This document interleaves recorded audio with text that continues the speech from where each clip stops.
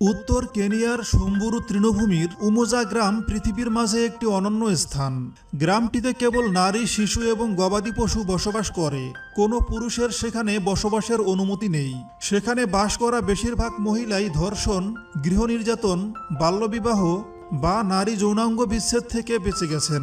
যুগের পর যুগ ধরে পুরুষতান্ত্রিক সমাজের নির্যাতন সহ্য করতে করতে পিঠ দেয়ালে ঠেকে গিয়েছিল সম্বুরু উপজাতির এই নারীদের। তাদের সহ্যের বাঁধ ভাঙল ৯০-এর দশকের গোড়ার দিকে, যখন তারা ধর্ষিতা হলেন ব্রিটিশ সেনাবাহিনীর হাতে। সমাজ থেকে বিদ্রোহ করে বেরিয়ে এলেন ১৫ জন ধর্ষিতা। একখণ্ড জমিতে থাকতে শুরু করলেন তারা। ঠিক করলেন এবার থেকে পুরুষ বর্জিত জীবন কাটাবেন এই নারী সমাজ। তারপর থেকেই ওই জমিতে নিষিদ্ধ হলো পুরুষদের প্রবেশ। ক্রমেই ওই একখণ্ড জমি নামও পেয়ে গেল। তার নাম হলো উমোজা ওয়াসো। সোয়াহিলি ভাষায় উমোজা শব্দের অর্থ ঐক্য বা একতা, আর ওয়াসো হলো উমোজার পাশ দিয়ে বয়ে যাওয়া নদী। জীবনের প্রতীক নদীর পাশেই নিজেদের গ্রাম উমোজা ওয়াসোতে অন্ধকার থেকে আলোর পথে পা রাখলেন রেবেকা লোলোসলি। তার সঙ্গেই ছিলেন তার মতোই আরো ১৪ জন ধর্ষিতা নারী। উত্তর কেনিয়ায় এই সম্বুরু উপজাতির রীতিনীতি অনেকটাই মাসাই উপজাতির রীতিনীতির মতো। প্রবল পিতৃতান্ত্রিক এই সমাজে ধর্ষণ, বাল্যবিবাহ, যৌনাঙ্গ হানি বা খাতনা এবং গার্হস্থ্য হিংসার সঙ্গে ছোট থেকেই পরিচিত হতে থাকা মেয়েরা এই উপজাতির প্রধান বৈশিষ্ট্য। পুরুষদের একাধিক বিয়ে ও প্রায় যাযাবর সম্বুরুদের মধ্যে প্রচলিত রীতি। রেবেকা এবং তার সঙ্গিনীরা ঠিক করলেন তাদের নতুন গ্রামে জায়গা হবে কেবলমাত্র নির্যাতনের শিকার নারীদের। সেটা ১৯৯০ সালের কথা। আজও ওয়াসো উমোজা গ্রামে থাকতে পারেন সেই সব মেয়েরাই যারা কোনো না কোনোভাবে নিগৃহীতা হয়েছেন। পুরুষদের প্রবেশ নিষিদ্ধ হলেও গ্রামটিতে রয়েছে প্রচুর শিশু। এটা কিভাবে সম্ভব? একজন যুবতী মহিলা হেসে বলে, আমরা এখনো পুরুষদের পছন্দ করি। তাদের এখানে আসার অনুমতি দেওয়া হচ্ছে না ঠিকই, তবে আমরা সন্তান চাই।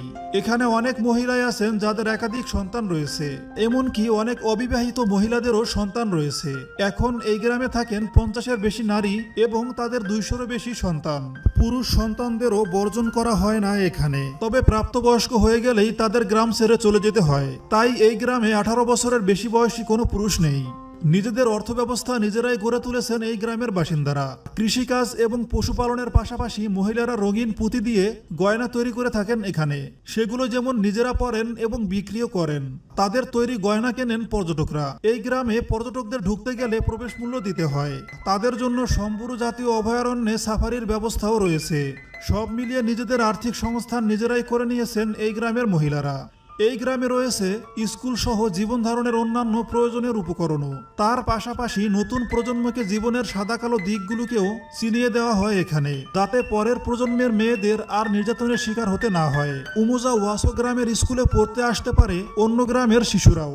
নির্যাতনের শিকার নারীদের নিয়ে আলাদা গ্রাম প্রতিষ্ঠার কথা ভাবার জন্য সমাজের পুরুষ সদস্যদের কাছে নির্বিচার প্রহার সহ্য করতে হয়েছে রেবেকার। সম্বুরু সমাজে বিভিন্ন সময়ে অন্তত ১৫০০ মহিলা নিজেদের দেশের এবং বিদেশি সেনাবাহিনীর হাতে ধর্ষিতা হয়েছেন। ধর্ষণের পর তাদের আর ফিরিয়ে নেয়নি পরিবার। একজন স্বামীর অনেকগুলো স্ত্রী থাকলেও ধর্ষিতা স্ত্রীকে ঘরে জায়গা দেয়নি স্বামী।